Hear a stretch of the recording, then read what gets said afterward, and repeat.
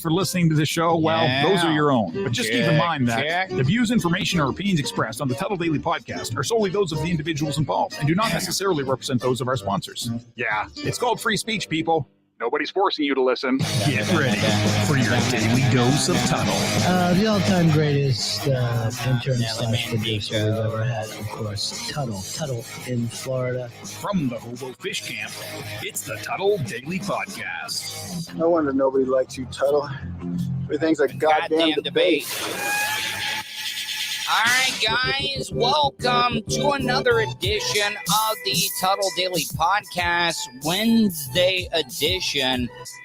Swear to God, the type of week that I've been having, I almost think that it would be a Friday. I want to hear from you guys. I'm a very lonely person. Oh, Mr. T. Hold on. I gotta post that up there. The real deal. Tuddle in the house. What up, Mr. T? Vulture checking in on my account. Says Lima Charlie. I know that what I'm about to say, it's going to make me sound very, very pathetic. What up, Ron Bartosh? Hello, Tuddle.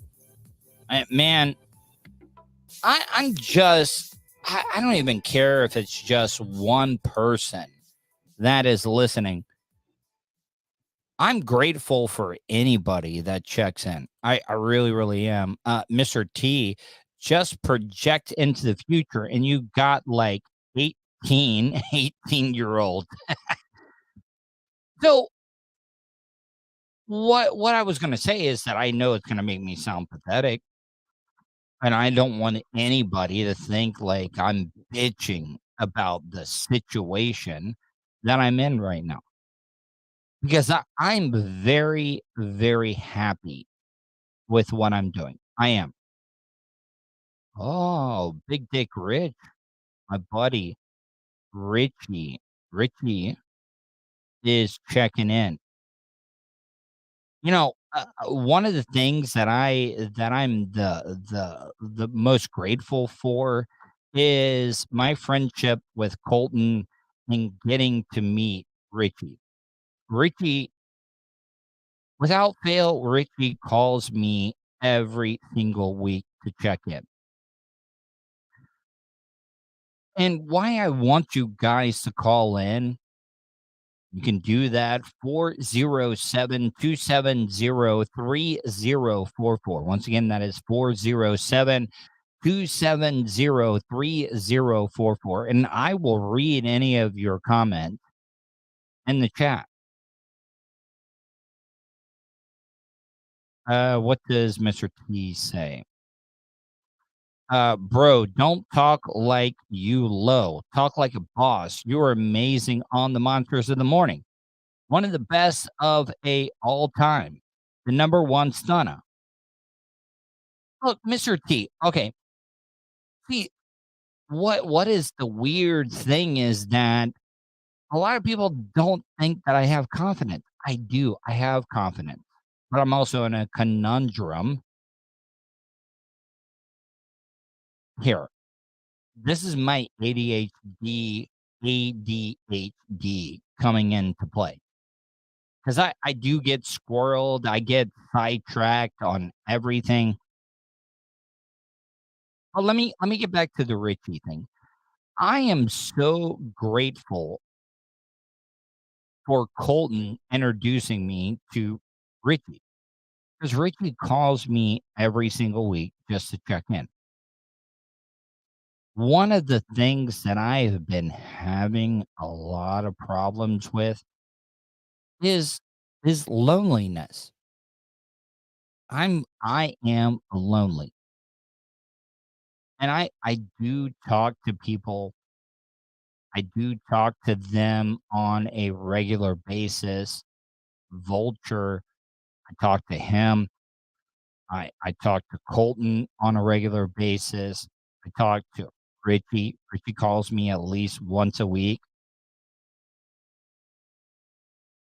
But you got to realize from 2000 to 2010,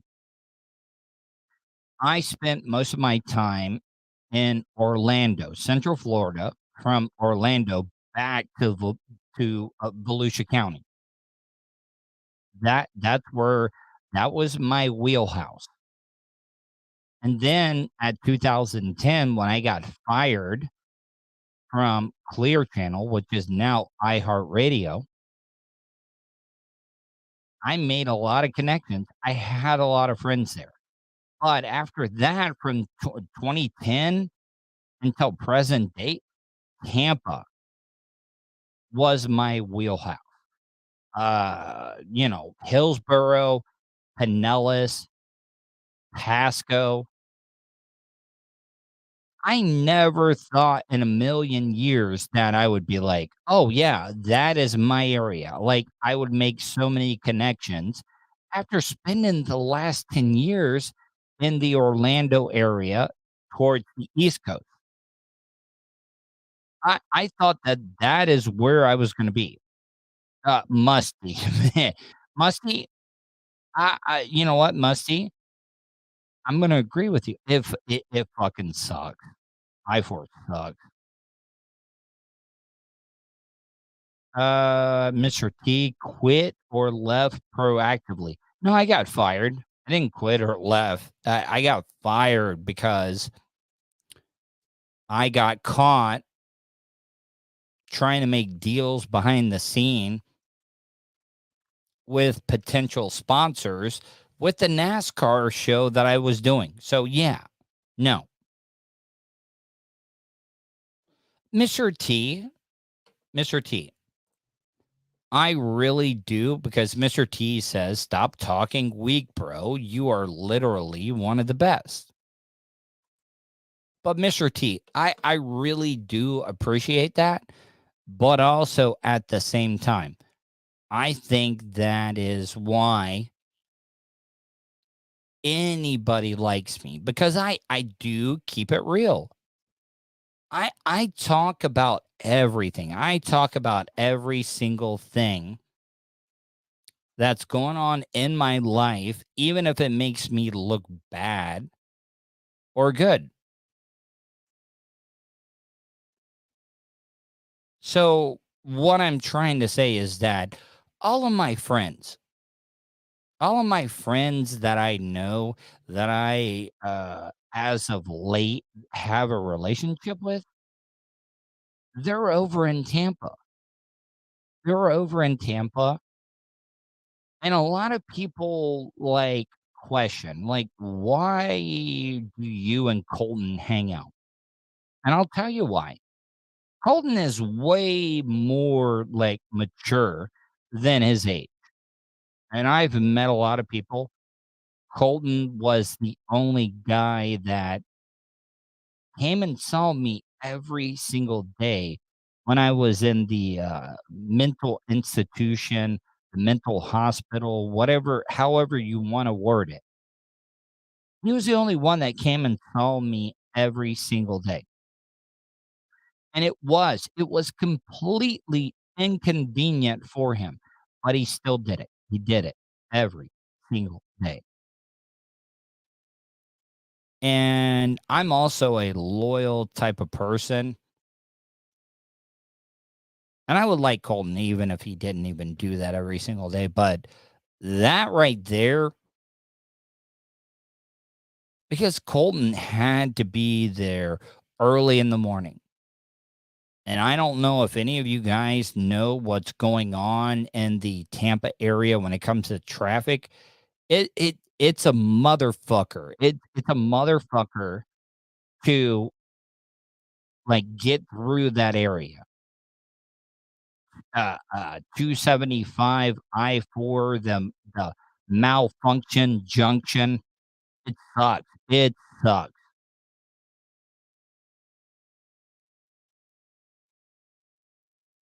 Oh, Musty. That's a great question because I see them all the time. Musty, right. I have a question for you. How long do you think it took to set up them buses that are buried along I-4? I've always thought about that. Number one, you had to dig the hole. Number two, did they do it by hand or did they use machinery? And then what did you use to put them in the said hole? Man, that I've always thought that. I completely forgot about those. And I cannot remember. Are they still there, Musty? Because I usually look at them when I'm driving towards Tampa. They're going to be on the side that is heading east. And I can't remember the last time. I can't remember the last time that I remember like looking at those. Mr. T, right? Tuddle, I like you better sober. Um, I look, I will agree. Yeah, I like myself sober. Is it boring? Yeah, it's boring as fuck. I really really hate it. I so want to self medicate. I so want to like. I so want to have a good time because I got a lot of good things going for me. Like I'm in the best shape of my life right now. I know, like you can't tell, but compared to what I was when I was drinking in 2020, at the beginning of 2020, I decided that I was going to make some changes. And it's been a long, hard journey. I know a lot of people talk about they're wanting to make changes in their life. They want to make changes in their life to look better, to look healthier, and just feel better. And a lot of people get discouraged.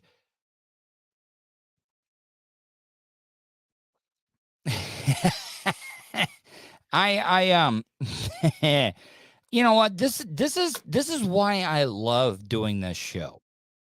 BDM ex-con right court today question mark because I do know, and that's the other thing, people, that I went the longest time where I did not take pride in myself. I did not care about myself. And I'm not trying to flex or anything. I'm not. I have an addictive personality. When I got off all the alcohol, the mood stabilizing drugs, and all the other illicit drugs that I was on, I had to keep myself busy because that's how an addict's mind works. That is how an addict's mind works. You got to replace one thing for another, and that is exactly what I did. I got into Minecraft. I know Minecraft is probably the nerdiest thing that you could say that you did to get off of and to distract yourself from one to get fucked up to one to be self-medicated. What up, Redbeard? Redbeard says, sup, Tud? How are you? Fish on Jay, my good friend. You were flexing on the beach when we went fishing. Hey, Fish on Jay, can I call you after the show? I did a lot of fishing right there in the Indian River, the Mosquito Lagoon, but I had a blast. I loved the surf fishing. I loved it. I want to do it again. I really, really do. Mr. T writes, you're not flexing. You're being a wanker from 2030. Mr. T, I mean, Vulture already helps me out, but would you like to be an associate producer? Because if you are, email me, Tuddle. That's Tuddle with 2 Ds, TUDDLE @gmail.com.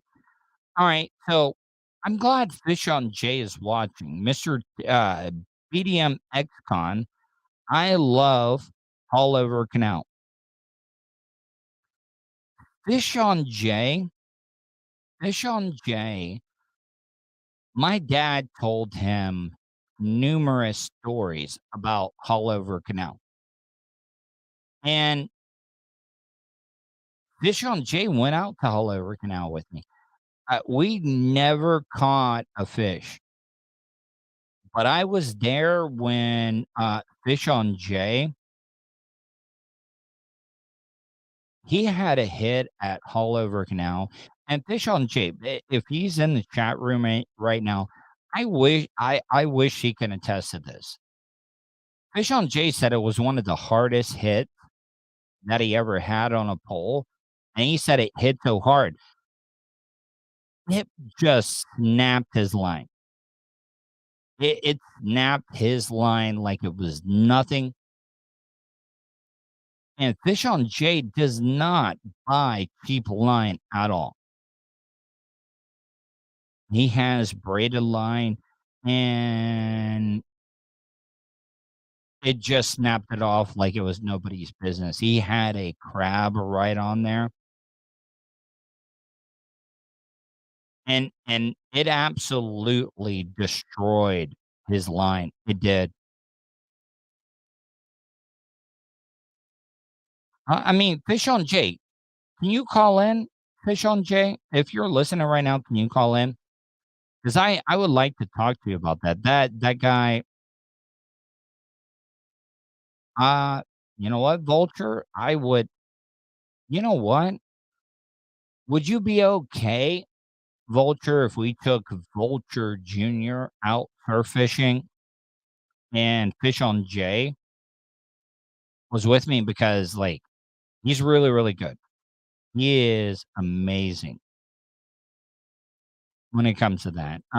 Twisted Movies. I like watching the I like watching the videos of wrecking their expensive ass boats at Haulover. It does happen. Man. All right. I'm gonna call you Vulture later. And Fish on Jay, I think that would be great. I really, really. Nelly Mandingo coming in with $5 super chatting on YouTube. Fish on Jay, call in, buddy. Because I really would like to talk to you about that. Cody. Oh, I think this is Fish on Jay. Hopefully it is. Hey, what up, Fish on Jay? Is this you? Hello? Yo. Hey, what's up, man? What's up? So I know you got me at a good time. I just backed up the truck. So I know that we did not catch anything at Haulover, but you did say that that was one of the hardest hits that you had ever had on a line, right? When you were at Haulover. Oh, let me tell you something. I knew when your dad told me the stories at Haulover Canal. I knew that. And this was like a knew. year and a half. My dad had been telling you about Haulover, like a year and a half before he passed away and stuff. Like my dad was marking out to Haulover. Wouldn't you say he was kind of marking it? He was definitely marking out to Haulover. Oh, he was totally marking out to it. And how hold on. hard? Hey, hold on, Jay. Hold on, Jay. Okay, my guest is Hey, Alan. Yeah, Tuddle. Hey, buddy, how are you? Can you hold on just like a few seconds? I'm wrapping up my topic, and I'll be right with you because Fire away. I really want to talk to you. Okay. All right, I'll be right back. Okay. All right, so I got Alan. He's going to be my guest here real soon. But Fish on Jay. So my dad talked a lot about Haulover. My dad has caught a lot of fish in that area. My dad told you about a black drum that he caught one time that he laid it on the tailgate and the head and the tail was laying off of both sides. That's a black drum that is well over 55 inches, and it's what's funny is that they grow even bigger than that. And a lot of people don't believe me because my dad told me, and I'm not saying you didn't believe him, Fish on Jay, but you also, when somebody tells you that the tide can be going one way 1 minute and then like 10 minutes later it can be going the other way, I can understand why a lot of people would not like believe that, right? Well, yeah. Well, what a lot of people don't understand about Haulover Canal, and we're not talking about Haulover in South Florida. We're not talking. We're talking about this one here and by the Space Coast, Brevard, Brevard County. The Haulover Canal is a man-made canal. Everyone listening it goes right to the Indian River and over to Mosquito Lagoon. So constantly, you got water flowing constantly all the time. And all that water flowing, you got a lot of bait coming in and out. So all of these fish are doing what these small bait fish are doing. Yeah. They're following them in and out. Exactly. And I know we didn't catch any. Oh, we also met some pretty badass people that day too. We did. A former military. Yeah, former military guy, family guy. His kid was like, yeah, that kid's going to grow up to be a man's man because he was out there with his knife. He was cutting things up. He was wanting to do everything. Oh, that kid's going to be a stud when he grows up. That's what I thought. But, I mean, you threw a crab out, and I will let you go after this. But when you threw that out and that fish hit that piece of bait that you threw out, I mean, you don't put cheap line on your poles. No. And my gear, and you know for a fact my gear is not cheap. I had 65-pound braid, and at the end of that, I think it was a 75-pound leader, and with the drag loose with a circle hook, and one hit and it ran, and I grabbed that rod and I tightened the drag just a little bit, and he snapped it. It popped. It felt like at the end of the other end of that hook, it was a runaway dump truck. Yeah, well, and it's not like it was a fish with sharp teeth. That was just a fish that just boss hogged his way and ripped your line. Yeah, I could not believe it. For all we know, it could have been a huge shark. For all we know, because we know that shark, big bull sharks travel in and out through that canal. I was so pissed that I lost that shark. I really was. Oh yeah, man. Can we go surf fishing soon? Can we go surf fishing soon? You need to call me because I found a spot for us with free parking. All right. Well, listen, I'm gonna let you go Fish on Jay, but I'll be in touch with you. Okay. Sweet, dude. All right, man. Later. See you. Bye. All right. Hey, Alan. Hold on. I gotta bring. Hold on. I got Alan on. Hey, Alan. I'm sorry about that, man. No I problem. feel like I kept a great. I gotta tell you, like you, out of all the guests that I've had on, Alan, best dress. Like seriously. Tuddle, never underestimate the power of a blazer. A blaze. I love the Irish accent. Yeah. How are you, I Alan? was just thinking, should I give it a bit of the Turalura? You know, what do you want me to No, I mean, amp up the Paddy Wackery, or is it no, Irish enough? just I want all the slang. I want you to go over the top. I want you to like say We'll have the like crack. We'll drink Guinness. yes. We'll say 33.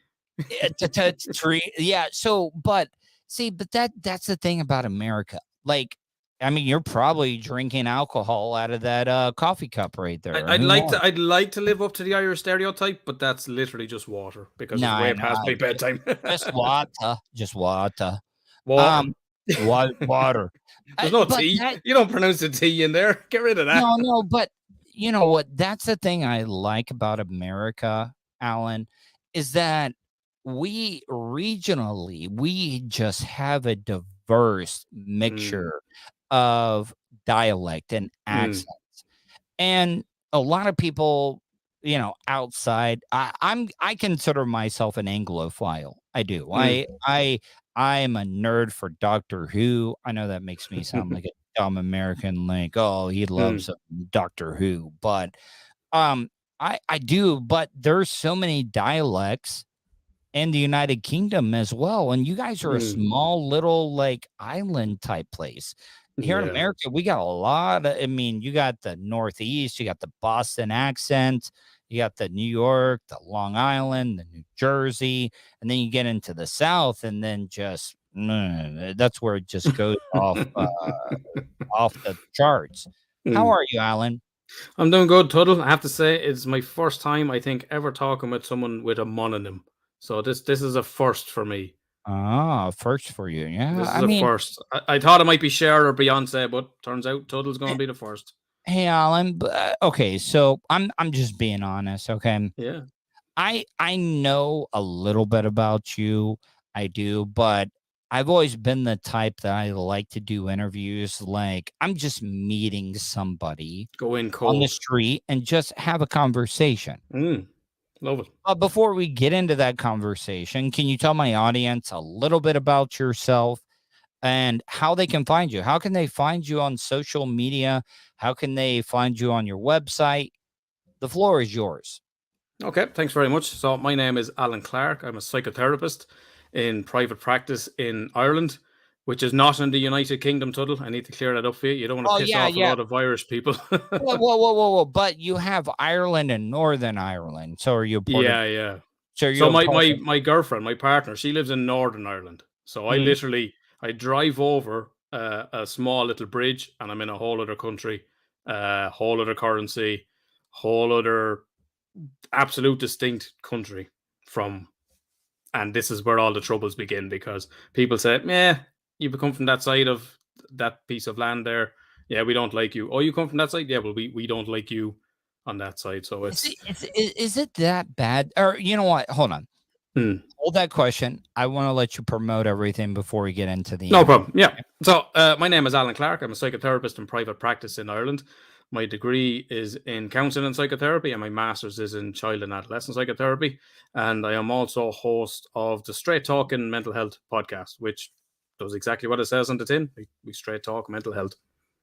Here, I'm just gonna go bluntly. I'm gonna hit you over the head with this. 2019, I tried to kill myself. Tried to hang myself. I got Baker acted.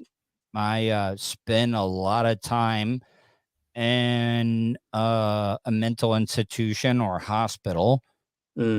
And America, I don't think in the United States, I don't think we take mental health as serious as we should. We don't. I think big pharmaceutical, I think our solution to the problem is to over medicate instead of trying to treat the problem. Is that something you guys deal with? Oh yeah, we get the same. Yeah, we absolutely get the same. And the problem with that, And without getting into the big pharma thing or anything like that, it's cheaper. It's cheaper to medicate someone than to actually get to the root cause of why they want to kill themselves. Or, for example, I had a client recently that I had to contact the hospital to say this person has some serious suicidal intent, and it probably held a little bit more weight coming from myself, because as a therapist, I was ringing up saying, look, this person is at serious risk. And they're like, okay. So they rang me back, interviewed in the hospital, blah, blah, blah, sent a note to her doctor, and she was given an appointment for a psychiatrist in August. So that was back in May. So, just don't kill yourself between now and August. No. But I mean, it's a weird situation, but I also know that there is a lot of alcoholism in that area. Okay, is absolutely that because of self-medicating, because of trauma that's happened, maybe in their early years and stuff? And here living in the South, you're supposed to be a tough guy. You're supposed to be tough. You're not supposed to talk about things, because when I was younger, I'm not saying my parents were bad people, but if you went to them and you were like, oh, I'm depressed, I'm not feeling good. They were like, what do you got to be depressed about? What do you got to be? Did you have my father? No, but I mean, am I right or am I wrong, though? Absolutely. Yeah. And a lot of people will turn to alcohol, drugs, to self-medicate and stuff. Absolutely, does that happen where you're at? Yeah, absolutely. We're Ireland. This is what we pride ourselves on. We pride ourselves on being alcoholics. That's our cultural identity. We've Guinness. That this is our shtick, and it's entirely a nation with an inferiority complex. Whether it's been colonized by the British or sectarianism, anything like that. We are emotionally repressed, and we chemically comfort ourselves with alcohol, and it's absolutely that sort of toxic masculinity attitude of man up, and I'll give you something to cry about, and well, don't be expecting to be told you're loved, or don't be expecting to be held, or anything like that. It's 100% the same, man. And doesn't that kind of compound the problem, though? Like it does, right? I mean, I know living in the South here in the United States, it's just like you're expected to just be a man, and you need to, why are you crying? Or, if you have feelings as a man in the South of the United States, or you're an empath, or you're sensitive, it's like, what are you? Are you gay? I mean, no, it's 100%. It's absolutely the same here. Absolutely the same attitude in Ireland, yeah, and certainly the attitude that I grew up with. I mean, I'm 45, and I went to an all boys school, a Catholic all boys school for 6 years, and then went into what you would call high school, into secondary school for 5 years in an all boys school. That's entirely the MO of anyone in that under those situations in Ireland. So what needs to be changed, though, at all? Like, because I think the root of, because I'm a victim. It wasn't because of my parents. I had extreme childhood trauma growing up. I did. And a lot of people are embarrassed. A lot of people don't want to be open and honest about stuff. I'll tell you the reason why I didn't. You want me to be honest? Why? Absolutely, please. And I'm not going to call anybody out or anything. But the reason I didn't tell my parents, because I will be straight up honest. I didn't want my dad to go to jail. I didn't want my dad, because I knew and I also blocked a lot of things out. I did. And then I remembered stuff, and it happened, and I wanted to talk about it even when I was a minor and stuff, but I didn't, because I knew what would happen if I opened up and said, because I'm just being straightforward. My dad died a year ago, but if I told my dad would have killed this person. No, I'm straightforward. But I also, that's the thing about some people, they put other people's well-being over their own. I also think that's a problem, right? Yeah, particularly young children, and whether that is, a caregiver, be it a parent or extended family or grandparent or anything like that. As children, we need the comfort and protection of our parents, Yeah, and I'm regardless of sorry if I'm treating you like a therapist right no, now, but that's what I'm here. no, That's but exactly why I'm here, I'm and just, I love talking about this stuff, and like we'd love people, to have you on the podcast if that's something you'd be up for. Yes, okay. I'm going to get you my contact info because I would. I'm not using this as a Mm, therapy session. mm, The only reason I talk about this stuff is not because of me, because I when I tried to kill Alan, when I tried to harm myself, I did that one morning before I was going to do the radio show, okay? I woke up, I felt like an empty vessel. I just did not feel right. I could not explain it. I just felt empty. Does mm, that make sense at all? Like I just felt like an empty vessel. yeah, I yeah, felt like I didn't exist. mm. And And go ahead. sorry, go Sorry. ahead. Mm, Yeah, no, go- absolutely, and I'd see that in clients. Some clients, they prepare themselves for suicide. They know what's coming, I and didn't they've made up prepare. their mind. And I just other clients have said where they just like that, something just snapped, mhm. and in that moment, they made that decision. But I was also like doing drugs. I was drinking at the Mm, time. I don't know if it was a chemical imbalance. mm, Luckily, I was not successful because we have very cheap labor here in Florida. And what I tried to hang myself with, they did shoddy work hanging the ceiling fan and stuff. And I'm glad Here's the shoddy workmanship. I'm glad you're laughing because I laugh at it because Mm. I mean, what else can you do? You gotta laugh at it because if you don't Oh, laugh at absolutely. things, Yeah. so I was not successful. I went into the radio show an hour and a half after I tried to do that, and I talked about it. I talked about it because number one, I wanted to hold myself accountable, like in Mm, case I wanted to do it again.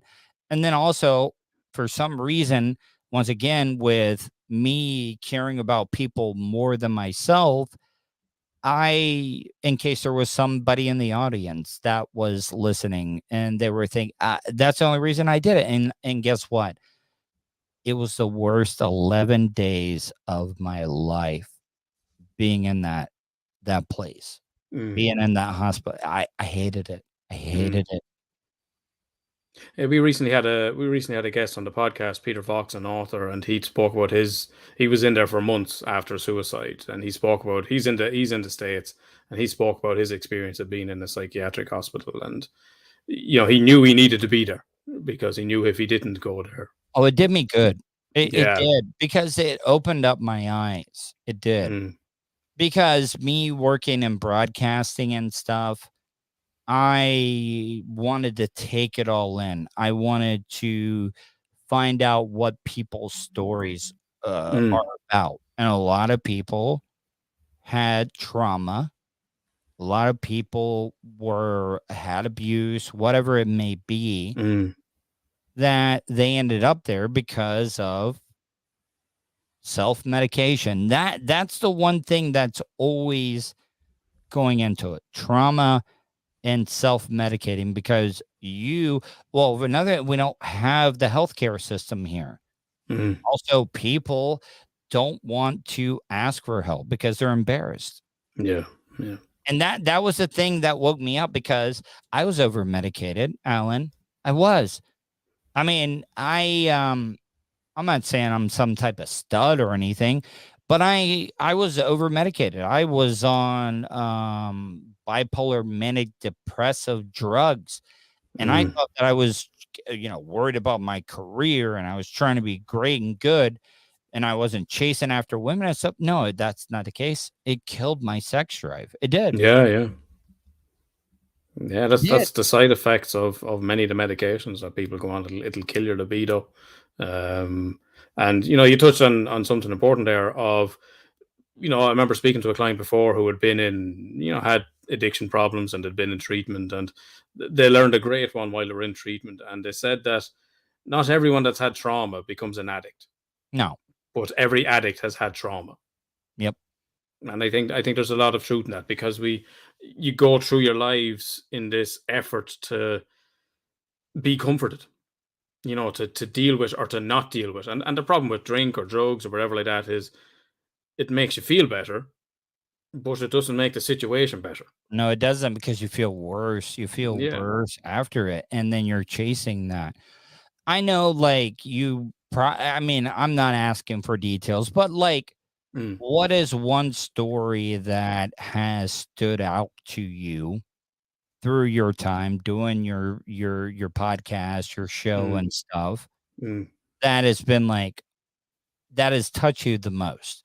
And you don't have to mention any names or anything. No, I won't mention it. Well, they're there, the guests are on the podcast. I mean, even in private practice, I hear stories of horrific childhood abuse and horrific trauma, and every day I'm like, fuck, that's like, Jesus, that's the fucking worst I've ever heard. Like, until someone else comes in the door. Do you ever get affected by hearing these stories? Like, do you take on any of those? I know you're professional and stuff, but does it ever affect you? Because, I mean, you hear stories about PTSD, law enforcement that see bad things or hear bad things, that it does get transferred. Like, does it ever affect you as well? Very rarely. I'm pretty good at compartmentalizing. I'm on the spectrum. I'm autistic. I don't know if that helps to compartmentalize everything. Of when I close the door kind of thing. And when I go home, I go home. Like, I've got friends that are in law enforcement. I've one friend who was a what do we call, a Garda in Ireland, and he was called out to a hotel room where a guy had blown his brains out with a shotgun. They're not trained for that. Like, this is my mate that he's just a copper. He's on the street, and then all of a sudden he's walking into a hotel room where someone has used a shotgun to blow their brains out. One of the standout ones, I suppose, for myself on the podcast, we had Sean on, who was a guest around borderline personality disorder, and actually we have it in the ad clip for the podcast. And he said, like, his grandfather tried to chop his father's head off with an axe. When his father was 8 years old, his grandfather tried to chop his head off with an axe because his father killed a chicken. When he wasn't allowed to chop his head off, he tried to drown him. So you see how this trauma just begets trauma, this generational trauma that just gets passed on and passed on. Sean then, in the relationship with his father, he spoke about, I opened the door to him one night from the pub and he just punched me in the face, like, and these are people with deeply, deeply troubled childhoods, and it just gets passed on. Okay, so I'm glad you just said that, because I was about to ask you, is it like, here, I'll give you an example. Racism, you're not born racist, you're taught racism, okay? Is mental health genetically passed on? Because a lot of people will debate that, like, or is the next generation taught from what they observe from the last generation and how they act and stuff? Well, it doesn't even have to be taught. It's epigenetically, it's passed on through our DNA. So it is. Severe trauma affects our DNA. And so regardless of if for example, in the States, you've got a large Jewish community, people whose grandparents would have been, in the Holocaust and stuff like that, they are genetically affected by experiences that their grandparents have had through the changing of their DNA. I hope I can speak freely with you, but Absolutely, please do. being an American and the TV process, but I'm telling you right now, because I had not got to that yet. You were talking about being autistic and stuff. I thought, man, this would be a good fucking TV show, like a therapist, a psychologist, a psychiatric type person that has autism that helps people out. Come on, you got to admit, Alan, that's a pretty good pitch for an American TV show, right? Yeah. Well, I think they have the good doctor. You got the good doctor over there, isn't it? Which I is watched that, and yeah. he was good as Norman Bates in the Bates Hotel series. It was good, and he's a great actor and everything, but he just dealt with the medical side of it, the physical side. I think it takes it another level when you're dealing with the mental side of it, and I think it's brilliant. I mean, come on, we need to work on this show, Alan. 100%. I mean, I was 44 when I was diagnosed. It was only last year when I was diagnosed. How long? Why did it take that long though? Like, because I masked it so well. And did your parents see any of the signs, or no? And to this day, literally not one member of my family has asked me about the autism diagnosis. How was your childhood growing up? It was a childhood spent on the periphery, feeling like an outsider, feeling not good enough. My father was an alcoholic. My mother was depressed. Parents split up when I don't know what age. They were on again, off again a few times. And if I'm asking, not particularly. I mean, was there any physical abuse that you saw growing up? Nothing that I witnessed. Nothing that I witnessed. Absolutely, loads of fights and arguments, particularly around money and my father's drinking. I remember being sent up to the pub to get him out of. This is pre-mobile phones. If you were lucky, you had a phone in your house, and you would ring the pub, and oh no, he's not here. She'd ring another pub. Oh, he's not here. So I'd be sent up to the town to get my father to tell him to come home and things like that. A common enough occurrence probably in Ireland for my generation. Why do you think that area, like what is the legal drinking age around there? Legal 18. But you're probably going to be served. Yeah, you're probably going to be served in a pub from earlier. You could even get if you it was a smaller pub or something. Yeah. I mean, when I didn't drink as a teenager, but I would have been in the pub from when I was 15. Like my friends would have been drinking, and basically once you don't cause any hassle and you look sort of old enough. You had your first drink? I was 21, just almost 21. I got drunk by accident. Yeah, I got drunk by accident at a birthday party, and someone handed me champagne, and I felt like Puff Daddy. I felt like P. Diddy. Sipping champagne. And I was like, this is some good shit. So back to the autism and stuff, like how has that affected you? Like, dating, meeting women, or just dating in general. Like, how did that affect you? Well, I look back I can look back retrospectively now, sort of through the lens of autism.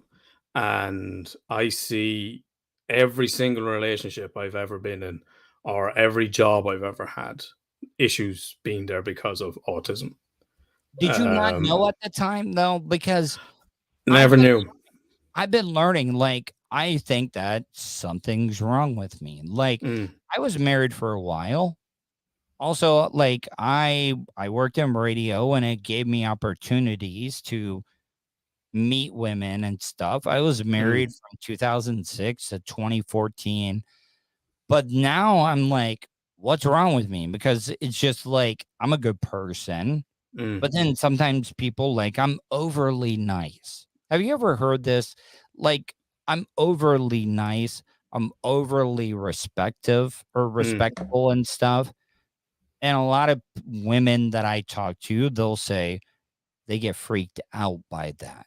You're too nice. Do you get that one? No, I'm being honest, and I'm not trying to use this as a therapy session, but no, sometimes people take advantage. No, but sometimes people are overly nice because of things that happened to them, I Yeah. apologize for a lot of things. And that will be very common with someone that's experienced trauma in childhood. So, you become a people pleaser, you become a placater. why is that? Why? Well, as a child, your safety depended on it. Your literal life depended on it. You have to remember that. Now as adults, we look at adults and we see people maybe eye to eye, or maybe they're a little bit taller, maybe a little bit smaller. When you're a child, you could be 2 foot high. You could be dealing with someone that's 6'2", 6'3". That person could literally kill you with one, just pick you up and throw you against the wall. Yeah.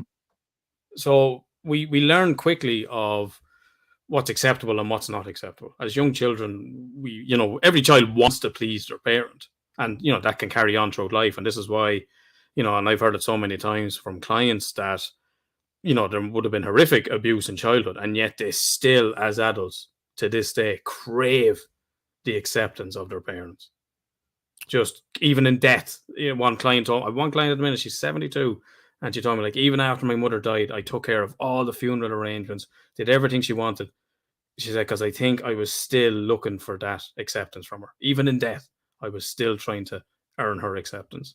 Why do we do that? Is this a case of we have just become too intelligent as a species that we just overthink things? Like, why have we over evolved is what I'm trying to say.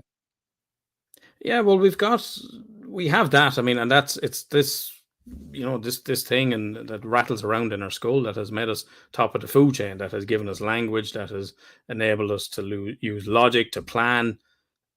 This is what's got us up to the top of that. But the brain is millions of years old and has evolved, pre-human, pre-primate. It's an old vessel, and it's not going to change because society has changed so much in the last 100 years. Mm. And this is why we have anxiety, because our brain is so good, it anticipates threats and anticipates something that might be safe, even if it's just made up shit in our own heads. No, I get it. I get it, because I am so fascinated with the mind. It's sometimes it can be your best friend by blocking out things. It really does, because like some of the stuff that happens to people, the brain kind of like protect you. Like it's almost like an airbag or a bicycle helmet or something. But then it eventually sometimes will come back at a later date, and it's just like it fucks you. It does. It's weird. But your brain's not there to make you happy. Your brain's there to keep you safe. Well, the brain is always going to put doubt, though, right? But I've heard like Mike Tyson, one of the greatest fighters of all time. Your brain, your mind is not your friend. It's not. But aren't you your mind though? Like, see, but that also, and I'm not a religious person at all. I don't believe in religion. I think I do believe that energy never dies and all that good stuff. But what I'm trying to say is that if you are your mind, how can your mind be your worst enemy? Because it's always going to put doubt in your life, right? Yeah, and particularly so, again, as we talk about trauma in childhood, if you get someone that grows up with a secure attachment, that's grown up in a very safe environment, they're not going to have as many doubts. They're not going to have those automatic negative thoughts where their brain has learned to be on high alert. They've got a brain that is thriving. Whereas if you have trauma, you have a brain that's been surviving. Oh man, you tweeted at me. I'm following you right now, by the way. Hey, whoa, hold on. Is this sorry, I don't want to offend. Is this your significant other with you?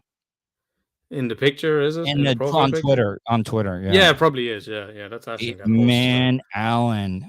Ooh. There she is. Look, she's on the mug. She's on my mug. No, the podcast. Alan, dude, like seriously, what? What is going on, man? Like, I'm not trying to be disrespectful or anything, but That's all right. come on, Alan. She's a good-looking girl. No, she is. Like, how did you meet her and stuff? We actually met online. Yeah, we met on. Like, every autistic person in the whole world should be like, look, if Alan, if this ugly motherfucker here can bag someone like that, there's hope for the rest of us. No, come on, Alan. I mean, chicks, is she Irish as well too? Ireland? She's Northern Ireland. Yeah, she's Northern Ireland. Northern Ireland. Yeah, so she's from Oma, where if you're familiar with the Oma bombing. Right, so you're Irish. You're in Ireland. I'm Southern Ireland. I'm Republic of Ireland. Yeah. So then you support the IRA then? No, nah. No. I'm sorry. I'm just bad joke. I do apologize. By default, probably. as someone that was raised Catholic, I'm not Catholic. I gotta follow her. I'm not gonna be creepy or anything, but man, Alan, come on, man. What's the age difference? Come on, buddy. Aisling she's 36. I'm 45. Oh, well, dude, you know what? You give every 45-year-old on top of that, you give any autistic person in their 40s hope. Like, seriously, man. Helen, Jesus, man. Like, seriously, good for you, man. I'm gonna have to. I'll be sure to let her know once we log off. No, because then she's gonna get creeped out and she'll be like, "Dumbass American." She's a really good person. So she's got the looks and she's got good personality. So she can't even be a bitch with it. Like, what does she do? She works in retail. Yeah. Oh, she does. Okay. Well, I mean, listen, I know you want to keep things separate and everything like that, but so, man, God, I can't get over that. I'm sorry. So, like, I want to get into this. So, I'm all over the place. I suffer from OCD, bipolar, manic depressive, ADHD. I got all types of problems, but I'm all natural. Actually, as you mentioned ADHD, myself and Aisling were only talking tonight. She did an online test and she tested for ADHD because I've said it to her for ages. but I mean, the only medication for mental, I go 15 milligrams in the morning, 15 milligrams after lunch on my Adderall. That's all I take. I was on Risperidol, which was horrible. I hated it. The Zoloft. I get those brain zaps. Do you know what I'm talking about? Like, yeah. I've heard clients talk about that. Like electrical brain. What causes that, by the way? I'm not sure, to be honest, but it is definitely going to be as a result. I've seen what I've seen in clients is as a side effect of some medication that they're on. Yeah, it's weird. And then I get like I know it sounds weird, but I got goosebumps. Like, I got like my skin reacted. It wasn't like an allergic reaction, but I just I got goosebumps all the time, and it was just weird. And I gotta tell you, like, I've done a lot of self-medicating and I'm clean and everything now, but the worst withdrawal that I had out of all those was the psychotropic drugs, like the mood stabilizings. By far the worst thing that I've ever gotten off of. Let me put a question to you, Tuddle. What was it that prompted you to get sober then? What was it that prompted you to come off the non-prescribed drugs, I suppose? Just out of curiosity. Because it was affecting. So I was already on those drugs, the prescribed drugs, and then I was doing other drugs and alcohol. And the research I did, it's a bad formula. It's a bad formula to be on those, because you're getting overstimulated and then you're on stuff that's not keeping you too high or too low, and you're on depressants and stuff. I got off of that stuff, got sober, and then I just saw, like, in our country, I just think we over prescribe pills. Yeah. Because say what you want here in this country, the lobbyists, big pharma. Okay, Yeah. the only illegal drug that I do, which I think I smoke weed, helps me out with my anxiety. It's natural. There's no like chemicals or anything being put into it, and it helps me. I haven't done it in quite some time, but I think that should be decriminalized nationwide here. But it's not going. It's only in certain states, isn't it? In certain states, Yeah, it is. it's decriminalized. Yeah, Certain medical states, it's here in Florida. legalized. Medical here in Florida, but like it's recreational in other states. And let's be honest, how many people does alcohol and tobacco kill in our country, in your country? It's like DUIs included, like accidents where drunk drivers are driving around and killing people, cigarettes from cancer, liver disease from alcohol. You know how much weed you would have to smoke to overdose on marijuana? Yeah. It's crazy. And you want to know why? Because big tobacco, big alcohol, big pharmaceutical lobbyists are putting money in the politicians' pockets, and it's not going to change. It's just not going to happen. Yeah, well, it's still illegal in Ireland. There's no. Don't you guys call it puff over in the UK? You know, yeah, weed, puff, yeah. We take everything from the States, so it just filters through to us about 5 or 10 years later. So we're now getting crack and stuff. Oh man, what football team do you support over there? Because I'm a big football fan. Americans, soccer. I'm not talking about NFL, but football. Like, what football team do you support over there? So I'm not a huge sports fan, but when I was growing up, I would have supported Liverpool team in the UK. But then my friend Jim is he's the manager of the Ireland under-21 football team, soccer team. So they're doing pretty good at the minute. So Wales, Jim's a good guy. See, Wales is the one country out of that whole lot. See, I'm using UK. I said out of the whole lot of separate countries over there. Wales is one of those ones. What's your thoughts on Wales? Because I went to the United Kingdom to watch because you said Liverpool. I support Manchester United. But I went to Wales. Why does everybody look down on Wales? I think they just kind of exist just there on their own. There's no like everyone's kind of famous. Scotland's famous, Braveheart and stuff like that. And so the UK being England, Scotland, Wales, and Northern Ireland, and then the Republic of Ireland being a separate country. I think Wales just kind of sticks to themselves, and then they're known as being sheep shaggers. See, I was about to say that. Everybody was like, they're sheep fuckers. They fuck. I get it, but I'm also a big Doctor Who fan, and I went to Cardiff because they did a lot of filming in Cardiff and stuff. All right, hey Alan, I hope you enjoyed this. Interview and 100%. Stuff. Hopefully you're not like when you get off and you tell your hot ass significant other and you're like, oh man, you have to let me know how I can listen to this back so I can play it back for a Tuddle. Oh no, I'll send you the link and everything, but man, I can't get over that. How did it happen? No, how did he bag her? You're older than me, and you have autism, but you dress way nicer than I do. The blazer, man. That's what you need to do. You need to get yourself a blazer because it's just a t-shirt. It's just a t-shirt on underneath. Never underestimate the power of a blazer.